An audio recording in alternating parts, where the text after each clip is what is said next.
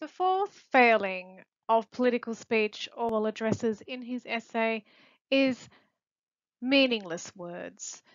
Today we might call them buzzwords. It doesn't take long before we start to accept them. Their meaning and usage becomes unquestioned.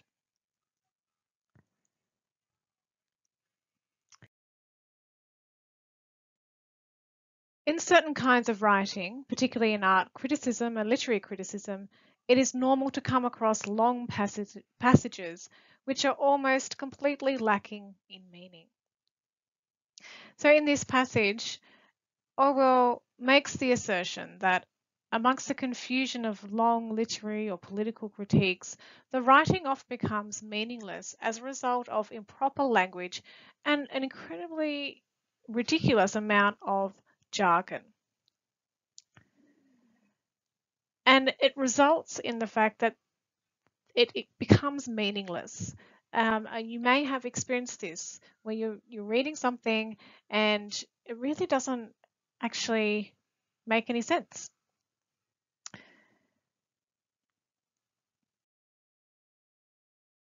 The problem, Orwell points out, of using these meaningless words is that it allows them to be openly interpreted. They can be interpreted in more than one way.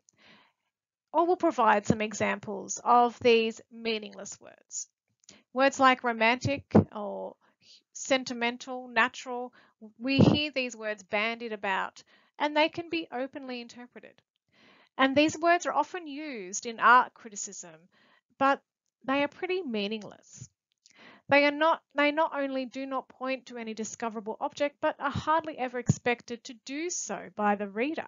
So interestingly, Orwell discusses how even the people reading these criticisms, they're not actually expecting the words to mean anything either.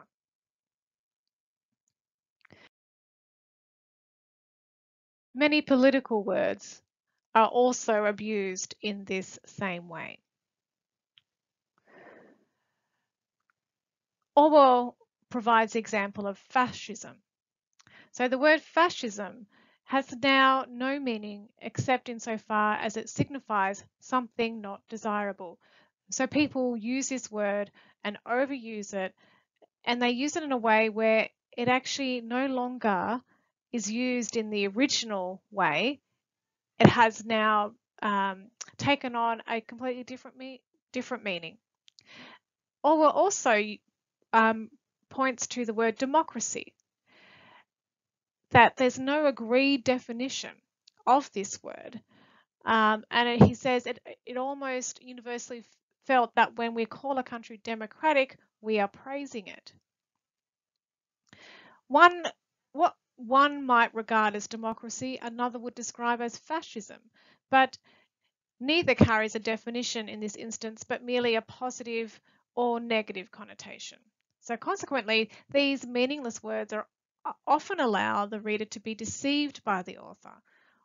Orwell marks these words as being too variable to mean anything concrete.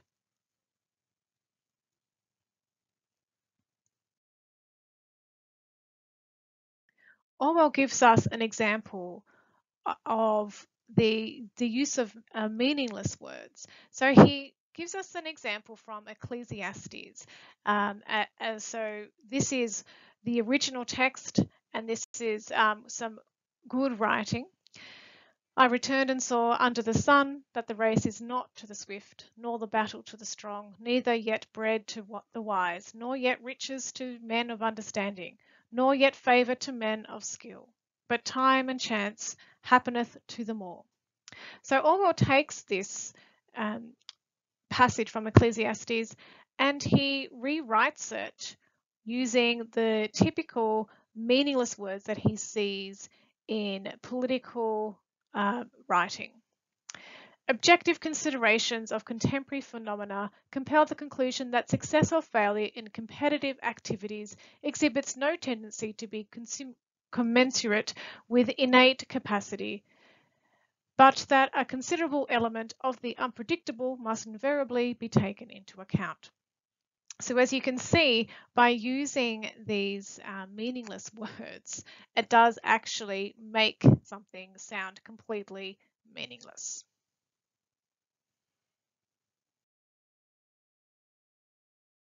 Orwell continues, as I have tried to show, modern writing at its worst does not consist in picking out words for the sake of their meaning and inventing images in order to make the meaning clearer. It consists in gumming together long strips of words which have already been set in order by someone else and making the results presentable by sheer humbug. The attraction of this way of writing is that it is easy. It is easier, even quicker, once you have the habit, to say, in my opinion, it is not an unjustifiable assumption that, than it is to say, I think. If you use ready-made phrases, you don't have to hunt about for the words. So you can see Orwell's criticism is not in the ready-made phrases in themselves, it's also about the attitude of the writer. As I say, you can't be bothered to think about what you're saying, think about what you're writing, you just throw in these phrases. But if you stop and think about it, you don't need to say all that. You can just say, I think, and that's okay. By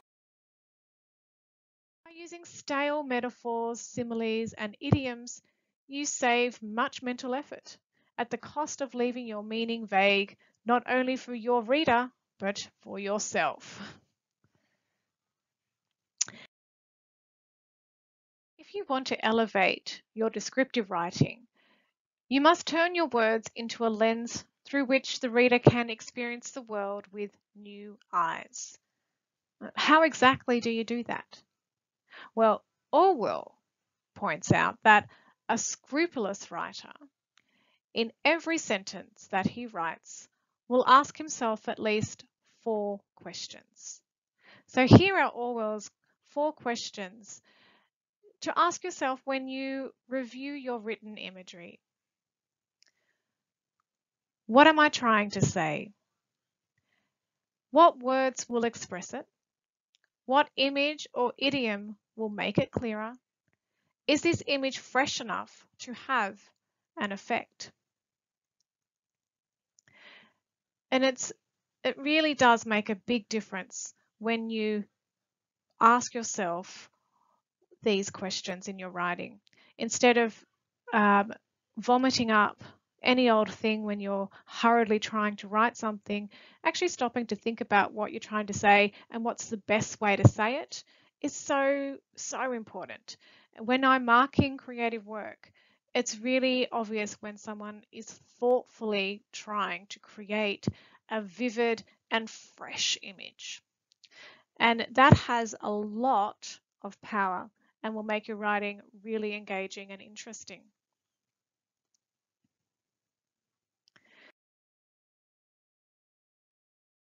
Orwell continues to write, in our time, it is broadly true that political writing is bad writing.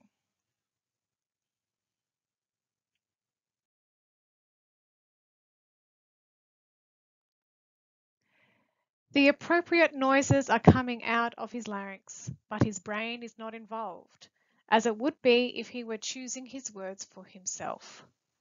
If the speech he is making is one that he is accustomed to make over and over again, he may be almost unconscious of what he is saying, as one is when one utters the responses in church. And this reduced state of consciousness, if not indispensable, is at any rate favourable to political conformity.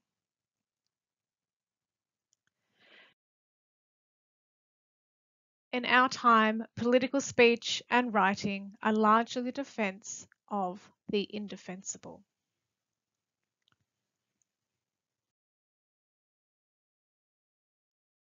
Orwell points out, he cannot say outright, I believe in killing off your opponents when you get good results by doing so. Probably, therefore, he will say something like this. While freely conceding that the Soviet regime exhibits certain features which the humanitarian may be inclined to deplore, we must, I think, agree that a certain curtailment of the right to political opposition is an unavoidable concomitant of transitional periods, and the rigours which the Russian people have been called upon to undergo have been amply justified in the sphere of concrete achievement.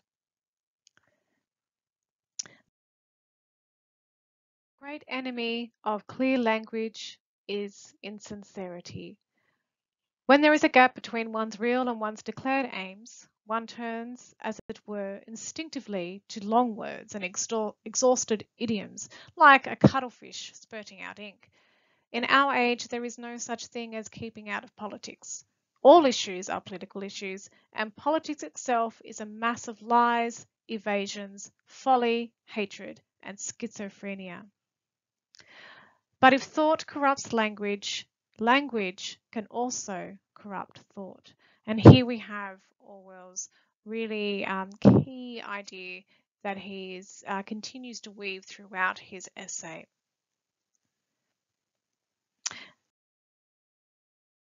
Now we come to the real highlight, I feel, for Orwell's essay.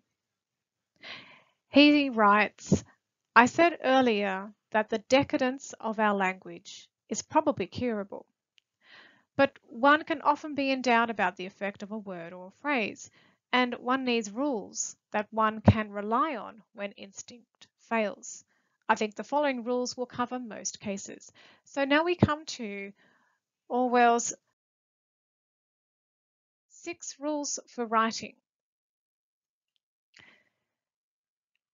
So these are really helpful in helping us to elevate our descriptive writing and find ways to make our writing original, engaging, and interesting.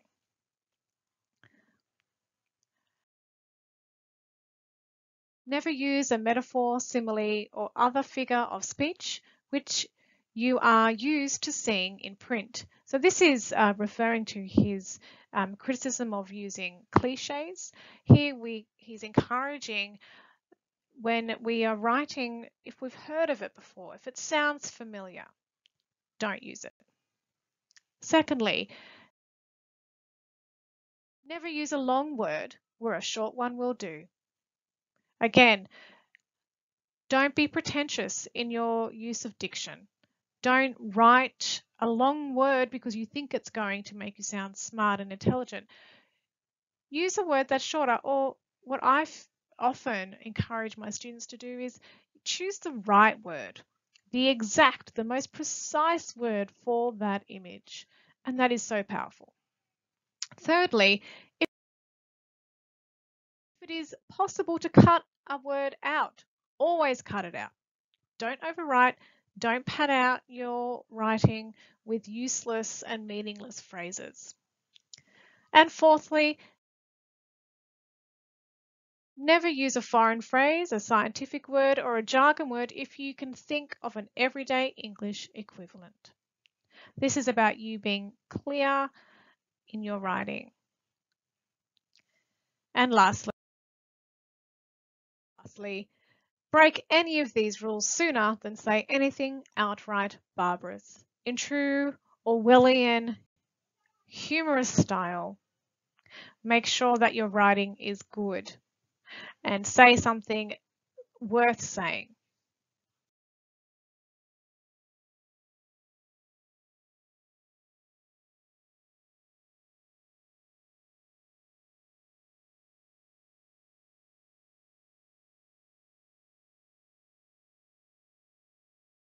Come towards the end of Orwell's essay. Here are his closing remarks. I have not here been considering the literary use of language, but merely language as an instrument for expressing and not for concealing or preventing thought. One cannot change this all in a moment, but one can at least change one's own habits, and from time to time one can even, if one jeers loudly enough, Send some worn out and useless phrase, some jackboot, Achilles heel, hotbed, melting pot, acid test, veritable inferno, or other lump of verbal refuse, into the dustbin where it belongs. And I would like to close with these final remarks. If we all took great pains to improve our writing by questioning the deeper meaning of stock phrases like took great pains, if we all revelled in the delicious difference between disinterested and uninterested, if we were as quick to put our ear to the ground of linguistic trends as we are the latest Twitter trends, if we learned how to write active prose but also understood how passive prose was written, if we could pique our own passion for writing and take that first step towards the peak of political reform, we could peak a new world. A world where the power has been plucked from the palms of the perverted, propaganda puppets we call politicians, and returned to the people, the ordinary people. When it comes down to it, good writing and thinking is not about having perfect grammar or impeccable punctuation. What is above all needed, Orwell writes, is to let the meaning choose the word and not the other way round. The worst thing we could do is surrender to words.